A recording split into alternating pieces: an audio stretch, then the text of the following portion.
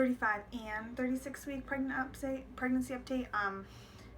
Things got really crazy, but I'm still pregnant, and today I am 37 weeks pregnant. So I'm gonna combine 36 and 35 for you. Mostly, I'll just go over symptoms, and then I will just hop into like what the last 2 weeks has been like, because it has been crazy. So for symptoms, I've just been having tons of heartburn, tons of contractions, tons of baby moving, all of like the normal baby stuff. I've gained the past 2 weeks, I think I gained like 3 pounds, and belly is huge, baby is way low, super dropped. Like I feel body parts like starting at my belly button, and that's like as high as they go. And she's head down. We've moved into the weekly appointment stage, whatever. And biggest, most exciting thing is we are officially early term. So that means no matter what, when I have the baby, she will not be a preemie. So now we are not like preemie parents. We won't be preemie parents this time around, and it's just such a relief. It's so exciting to have like a term baby. Okay. Now, to talk about the last 2 weeks is like how our lives have been. It's been pretty crazy. I have been in early labor for about a week and a half now, and it's been incredibly miserable. And I say that being a person who loves and cherishes being pregnant and would go to 43 weeks. Like I love being pregnant, and I want it to be that kind of experience, but it has been very, very, very hard because I have been in labor and my body is just moving very slowly. We've made a couple different trips up to labor and delivery, and they'll get me hooked up to the monitor, and they'll be like, they'll look at my contractions, they'll be like, we're gonna expect big numbers, because like they know that I've been in this prodromal, early labor like phase, and like I'm getting like a centimeter at a time, like every time it happens, every time like I get a really big intense like bout, like contracting every like 3 to 5 minutes, and then it goes down to every 1 to 2 minutes. Every time that happens, I get like another centimeter. And so they will look at the contractions, and they're maxing out the machine like over 100, like huge arcs, hardly coming down, and it's super miserable. And like it seems like my body is in active labor, except for my cervix is not following suit. It's just not. So I've been 1 to 2 centimeters, 2 to 2.5 centimeters, 3 to 3.5 centimeters, like super slow. And that's just, we're just taking it kind of day by day, and it's been very sucky. I had 2 different overnight admissions where they wanted to monitor me.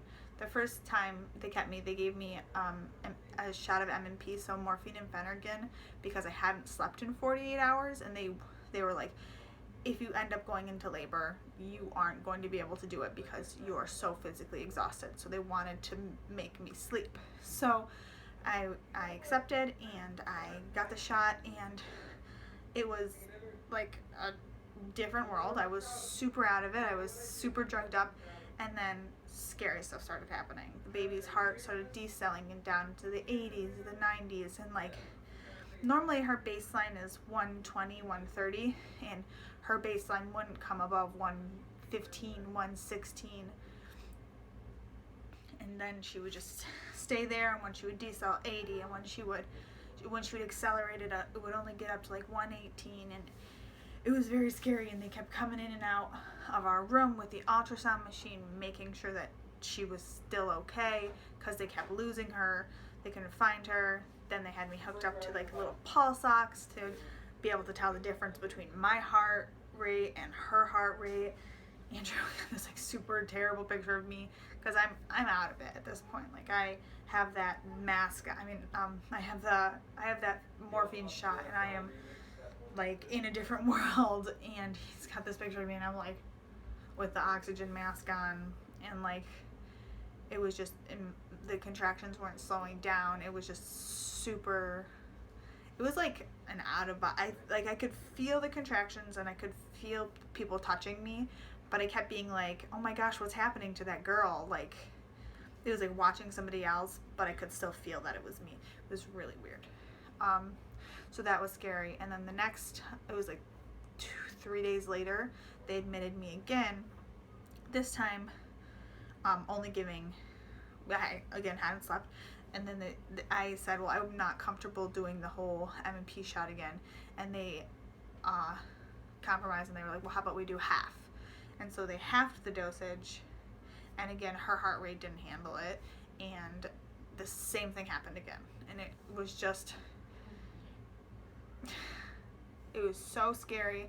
And I felt like I was so lucky to have the doctors that I had, because I felt like other doctors would have been like, if I had been another doctor, they could have easily been like, okay, well, let's get the baby out because their heart rate keeps dropping like this.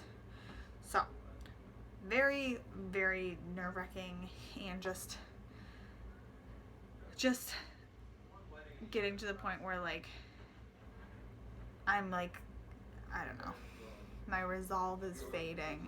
But regardless, I have not gone back to, we went to the hospital yesterday, and just for a labor check, because I was doing the contracting every 1 to 2 minutes.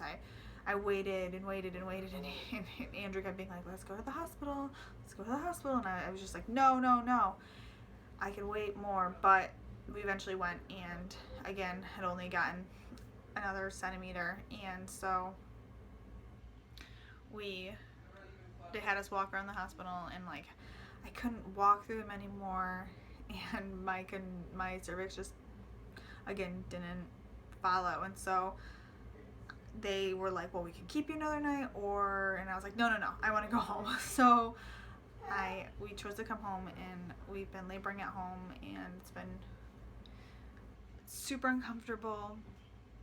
I spent a lot of time on my birthing ball. I spent a lot of time in the bath. I am just physically exhausted, but I know that when my body is ready, my body will do it. And if that means I am in early prodromal labor until 42 weeks, then that's the case. And I'm okay with that. It's not fun, but I'm okay with that.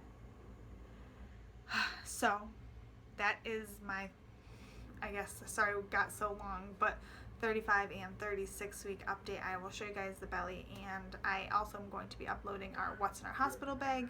We've had that made for a little while, but I haven't uploaded it yet. I'm not sure why. So I'm going to upload that for you guys, and then maybe you'll be seeing me for my 37 week update, and maybe not, because I am certainly dilated. I'm 3.5 4-ish centimeters dilated. I am effaced, between 70 and 80% effaced.